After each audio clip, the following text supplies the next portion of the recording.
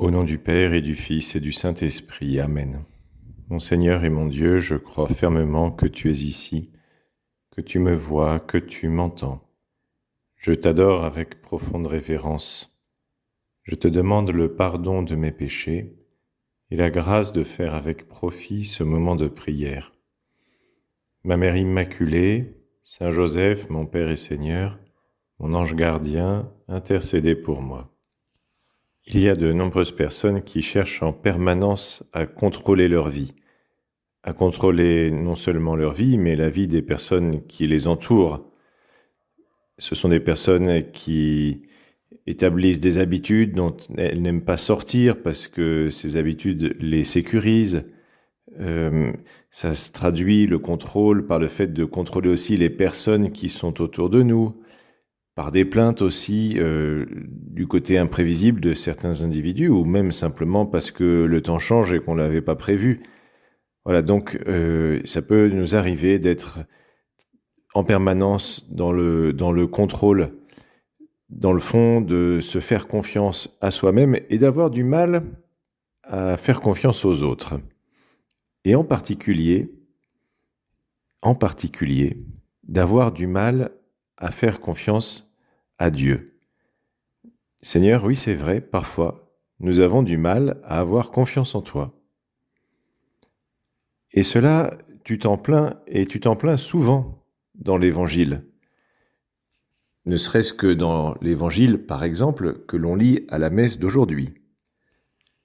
À un moment, tu t'exclames « Génération incroyante, combien de temps resterai-je auprès de vous ?» Voilà, Seigneur, tu te plains du fait que nous ne croyons pas suffisamment en Dieu. Nous ne croyons pas suffisamment en toi, Seigneur. Alors oui, c'est vrai, nous croyons. Nous adhérons à tous les articles qu'il y a dans le credo, dans le « Je crois en Dieu », compris à la messe le dimanche. Je crois en Dieu, le Père Tout-Puissant, en Jésus-Christ, son Fils unique, notre Seigneur, etc., etc. Nous croyons en cela. Mais parfois, dans la vie pratique, face à nos misères, par exemple, face à nos faiblesses, face au fait que parfois nous n'arrivons pas à faire tout ce que nous voudrions faire, eh bien nous perdons courage. Nous tombons dans le découragement et nous oublions même parfois de te demander ton aide, Seigneur. Ce n'est même pas que nous ne croyons pas que tu ne puisses pas nous aider, mais nous oublions de te demander ton aide, Seigneur. Alors voilà ce que nous pouvons te demander dans notre prière d'aujourd'hui. Une grande foi en toi, une grande foi qui se traduise dans la pratique par une grande confiance en toi. Oui, Seigneur, nous voulons avoir davantage confiance en toi. Nous voulons avoir davantage confiance en tes plans, en tes projets, en ta providence. Parfois, il y a des choses qui nous arrivent ou qui arrivent à des personnes que nous aimons ou même qui arrivent dans le monde et nous ne comprenons pas pourquoi tu permets cela. Mais nous avons confiance en toi. Et nous savons que même d'un mal, tu peux faire venir un bien. Et du plus grand mal sur la terre, qui a été la mort de Jésus, tu as fait sortir le plus grand bien qui a été notre rédemption. Alors oui, Seigneur, parfois nous avons du mal à raisonner avec une vision surnaturelle, à voir les choses avec ton regard, mais aide-nous à te faire entièrement confiance. Parfois même, tu te contentes d'un tout petit peu de confiance et déjà, ce tout petit peu de confiance, parfois bien faible, eh bien, te permet d'agir. Il y a un livre qui a été publié il y a quelques années qui s'appelle « Pardonne-moi Natacha » où l'auteur, Sergueï Kourdakov, raconte tout simplement sa vie. Il a grandi dans un orphelinat, c'était quelqu'un qui était assez charismatique et très intelligent. Il s'est vite élevé dans l'échelle sociale communiste et il a fini par accepter une mission de la police de traquer, de persécuter ceux qui se rassemblaient pour prier Dieu, les chrétiens. Le livre s'ouvre au moment où Sergueï Kourdakov qui a déjà été très troublé par le témoignage de ces chrétiens, et notamment d'une femme qui s'appelle Natacha, d'où le nom du livre « Pardonne-moi Natacha », parce qu'il l'avait violemment frappé. Le livre s'ouvre au moment où Sergueï Kourdakov fuit l'URSS. Il s'est rendu compte que tout ça était basé sur un mensonge. Et donc il saute d'un chalutier russe sur lequel il était en mission et qui croisait au large des côtes du Canada. Il saute dans la mer et il rejoint le Canada. Alors, bien sûr, les Canadiens se demandent, est-ce que c'est vraiment un réfugié ou est-ce que c'est un espion ?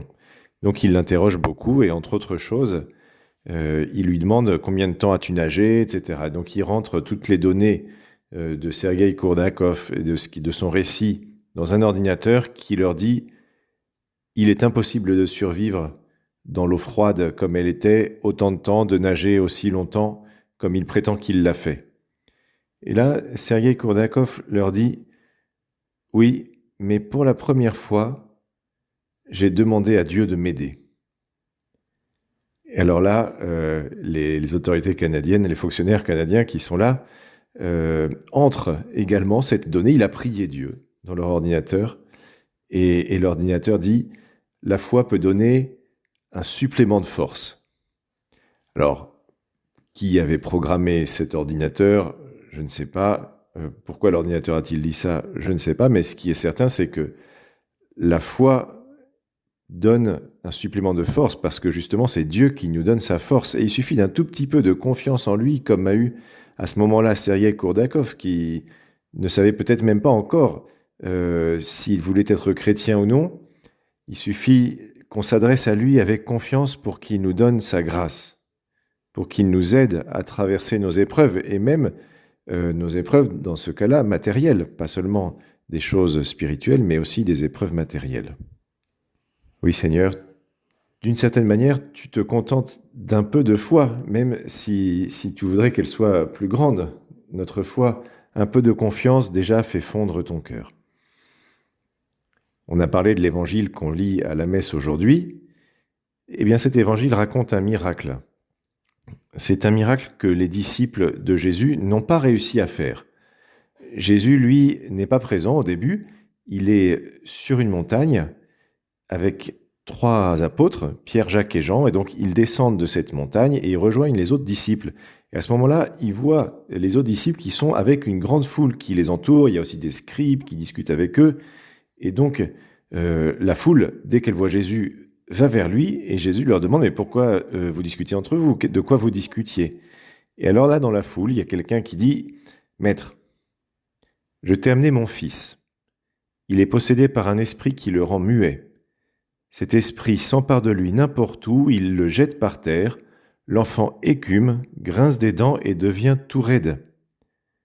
J'ai demandé à tes disciples d'expulser cet esprit, mais ils n'en ont pas été capables. » Et c'est à ce moment-là que Jésus dit ce que nous avons déjà cité tout à l'heure.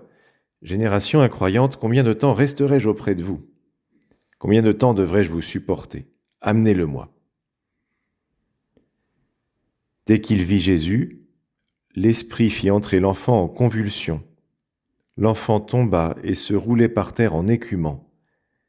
Donc Jésus demande au père de cet enfant « Depuis combien de temps cela lui arrive-t-il » Et le père répond « Depuis sa petite enfance, et souvent il l'a même jeté dans le feu ou dans l'eau pour le faire périr.